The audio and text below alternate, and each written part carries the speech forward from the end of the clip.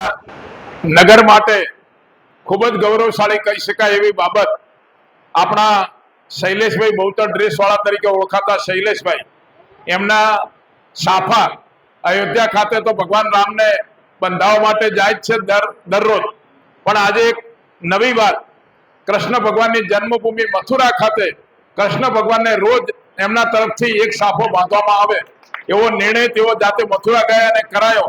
એ એકી સાથે 1 મહિનાના 30 સાફા આજે જલારામ મંદિરે જલારામ બાપાને અર્પણ કરીને એની પૂજન વિધિ કર્યા પછી મથુરા જઈ રહ્યા છે, ત્યારે આપણે શૈલેષભાઈને ખૂબ તાળીઓથી વધાવીએ અને શૈલેષભાઈ જીવનમાં ખૂબ પ્રગતિ કરે, સારી રીતે આગળ વધે એવી સદભાવના સાથે આજે આપણે અહીંયા સાફાનું પૂજન કરીએ, કૃષ્ણ ભગવાનની પૂજન વિધિ કરીએ, જલારામ બાપાની પૂજન વિધિ કરીએ અને સાથે સાથે શૈલેષભાઈનું પણ સન્માન કરીને એમને આપણે શુભેચ્છાઓ પાઠવીએ।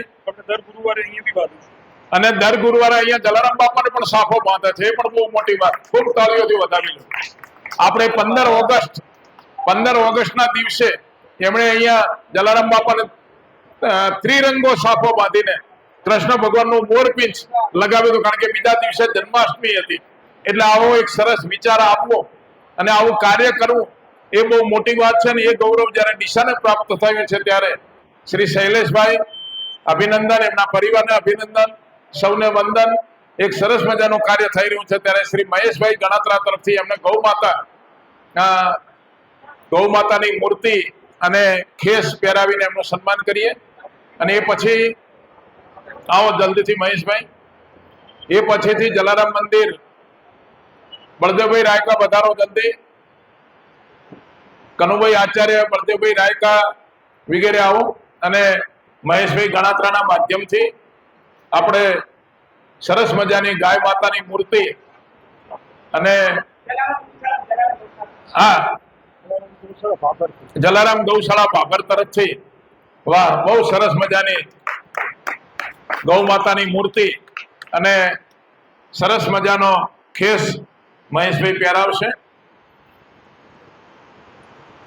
બાપા રે બાપા, બાપા રે બાપા, સૌના બાપા, સૌના બાપા, ભાઈઓના બાપા, બહેનોના બાપા, બોલો જલારામ બાપા કી જય, જય લાલ કી।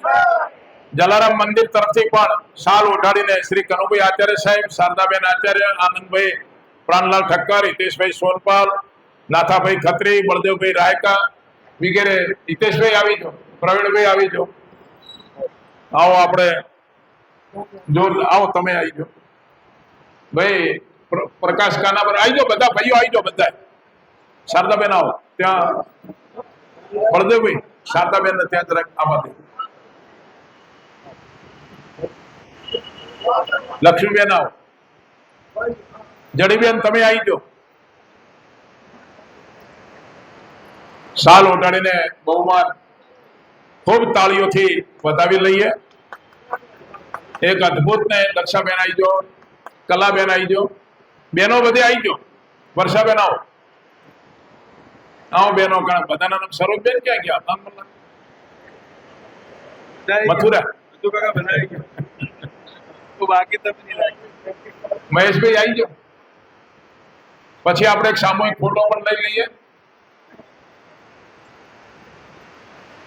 એક સરસ મજાનું કાર્ય, ના ભૂતો ના ભવિષ્યથી, આવું આપણે વિચારી પણ ના શકીએ એવું કાર્ય શૈલેષભાઈના માધ્યમથી કઈ કઈ કઈ લઈ લો તો આપણે લઈએ, પછી શૈલેષભાઈના માધ્યમથી થવા જઈ રહ્યું છે, ત્યારે દિશા નગર માટે, એમના પરિવાર માટે, સમગ્ર બનાસકાંઠા જિલ્લા માટે આ ગૌરવની બાબત છે અને આમ સામાન્ય લાગતી વાત પણ ખરેખર સમગ્ર બનાસકાંઠા જિલ્લાને ગૌરવ અપાવે એવી આ બાબત છે। શૈલેષભાઈ જાતે મથુરા ગયા, મથુરા કૃષ્ણ જન્મભૂમિના જે ત્યાં સાધુ સંતો સંચાલકો એમની સાથે ચર્ચા કરી અને ચર્ચાને અંતે એ વાત નક્કી થઈ કે દિશાથી દરરોજ શૈલેષભાઈ બહુચર ડ્રેસવાળાના માધ્યમથી કૃષ્ણ ભગવાનને બાંધવા માટે સાફા જશે અને એકી સાથે આજે 30 સાફા રવાના થઈ રહ્યા છે। દર મહિને 30 સાફા જશે અને ત્યાં 2 પૂજારીના પણ અને 2 પૂજારીના પણ ખરા, એ રીતે રોજે રોજ ત્યાં સાફા શૈલેષભાઈના નામથી ડીસા નગર કે બનાસકાંઠાના નામથી કૃષ્ણ ભગવાનને બાંધવામાં આવશે. રાધે રાધે. બનાસવાસીઓ અને રઘુવંશી સમાજના આશીર્વાદથી આ એક સુંદર લાભ મળ્યો છે અને મારા મા બાપના અને પરિવારના આશીર્વાદથી આ સુંદર લાભ મળ્યો, તો એ બધાનો હું ખૂબ ખૂબ આભાર માનું છું. ભગવાનભાઈ બંધુ, અનુભાઈ આચાર્ય, ચંદુભાઈ, મહેશભાઈ, નાથાલાલ સાહેબ, આનંદભાઈ, તમામે તમામ દેસાઈ સાહેબ, બધાનો ખૂબ ખૂબ હૃદયથી આભાર માનું છું. અને આ જે લાભ મળ્યો તો પરમાત્માની અસીમ કૃપા છે. 2 વર્ષથી હું અમને રિક્વેસ્ટ કરતો હતો, ભાઈ તમે મને કોઈ પણ હિસાબે આ લાભ આપો, તો કે અમે મિટિંગ કરીએ. આ વખતે હું ગયો ત્યાં જોડે રહીને મિટિંગ 2 દિવસ રહ્યો, એટલે કે 2 દિવસ પછી મિટિંગ છે. મિટિંગ કરી નક્કી કર્યું અને પછી આ લાભ આપણને મળ્યો છે.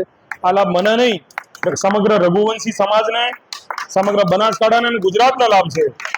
આ બધાને ઉપર આશીર્વાદ કૃષ્ણ ભગવાન વરસતા રહે, ગુજરાત ઉપર હંમેશા અમી દ્રષ્ટિ રાખે અને સમગ્ર ગુજરાતની પ્રજા ખૂબ સુખમય, શાંતિમય અને સમૃદ્ધમય બને એવી પ્રભુ પાસે પ્રાર્થના. શૈલેષભાઈએ જે ભગવાન કૃષ્ણને પોતાના સાફા બંધાવવા માટે ત્યાંથી પરમિશન મેળવી અને એના કારણે સમગ્ર વર્ષ સુધી અથવા તો એનાથી પણ ઘણા સમય સુધી એમના સાફા કૃષ્ણ ભગવાનને જશે. કે બનાસકાંઠાનું, ડીસાનું, સમગ્ર લોહાણા સમાજનું એક ગૌરવ છે અને એ ગૌરવ માટે એમને હું ખૂબ ખૂબ અભિનંદન આપું છું. હજી વધુ ને વધુ આવા કાર્યો એ કરતા રહે તેવી શુભ ભાવના સાથે જય જલારામ. જલારામ બાપા કી જય. આજે શૈલેષભાઈ વાડીલાલ ઠક્કર, જે આપણા ડીસાનું, સમગ્ર બનાસકાંઠાનું ગૌરવ છે, અને હું એ બહુચર ડ્રેસવાળા, અને હું એટલા માટે વધારે ગૌરવ લઉં છું કે જૂના ડીસા હાઈસ્કૂલમાં હું શિક્ષક હતો અને શૈલેષભાઈ અમારે ત્યાં ભણતા હતા, એટલે વિદ્યાર્થી તરીકે પણ હું ગૌરવ લઉં છું. એમનો પરિવાર ખૂબ જ ધાર્મિક રહ્યો છે. અત્યાર સુધી ઘણી બધી ધાર્મિક પ્રવૃત્તિ એમણે કરી છે અને આજે એમાં યશ કલગી સમાન સરસ મજાનો એમને એક ચાન્સ મળ્યો છે. એમના આશીર્વાદથી આજે આ સાફા લઈને જુઓ, જુદી જુદી ડિઝાઇનના સાફા આપણા દરેકના હાથમાં છે. આવા સરસ ડિઝાઇનના સાફા ત્યાં રોજે રોજ ભગવાનને, મથુરામાં ભગવાનને બંધાશે અને આપણા ગુજરાતનું ગૌરવ ત્યાં વ્યક્ત થશે. એ માટે હું શૈલેષભાઈને, એમના પરિવારને ખૂબ ધન્યવાદ આપું છું.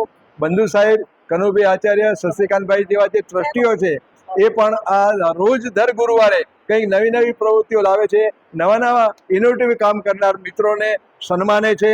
એનું આપણે ગૌરવ લઈએ અને એક સરસ મજાની પ્રણાલિકા વર્ષો વર્ષ ચાલુ રહે એવા આપણે બાપા જલારામ પાસે આશીર્વાદ માગીએ. જલારામ બાપાની જય. આજે જલારામ મંદિરના પ્રાંગણમાં શૈલેષભાઈ ડ્રેસવાળા એવા નામથી એકદમ ગુજરાતમાં જાણીતા શૈલેષભાઈ ડ્રેસવાળા દ્વારા કૃષ્ણ ભગવાનને જે સાફા પહેરવાની પ્રવૃત્તિ કરવામાં આવનાર છે, એ પ્રવૃત્તિને ડીસા નગર વતી હું અભિનંદન આપું છું અને અમે ગૌરવ અનુભવીએ છીએ કે અમારું ડીસાનું નામ, ગુજરાતનું નામ ત્યાં ઉજ્જવળ થશે અને એ બાબતે લોકોની નજરમાં ડીસા એક એવું નગર ધ્યાનમાં આવશે કે જેથી આધ્યાત્મમાં પણ પોતે જોડાશે ડીસા નગર.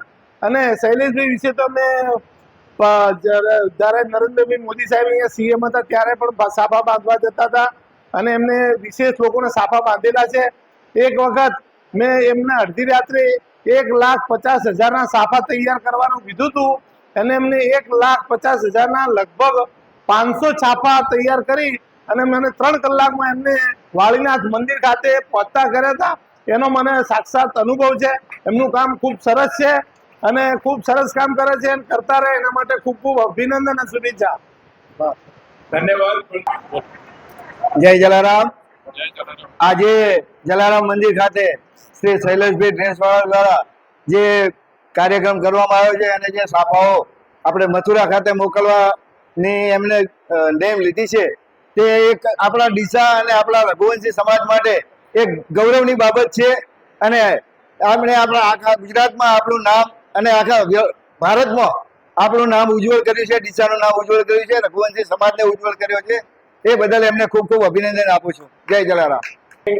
વાડીભાઈ ઠક્કર, બહુચર ડ્રેસવાળા, ખરેખર આપણે વિચારવા જઈએ તો આપણને એમ લાગે કે આ કઈ રીતનું કાર્ય છે, આવું ભગીરથ કાર્ય એમણે કર્યું છે. ખરેખર ધન્યવાદને પાત્ર છે. કૃષ્ણ ભગવાનની ભૂમિ મથુરામાં દરરોજ ડીસાના સાફા જશે. દર મહિને 30-32 સાફા એ ડીસાથી મથુરા રવાના કરશે. ખરેખર ખૂબ સુંદર કાર્ય અને બહુ ઉમદા કાર્ય એમણે કર્યું છે અને ધન્યવાદને પાત્ર છે.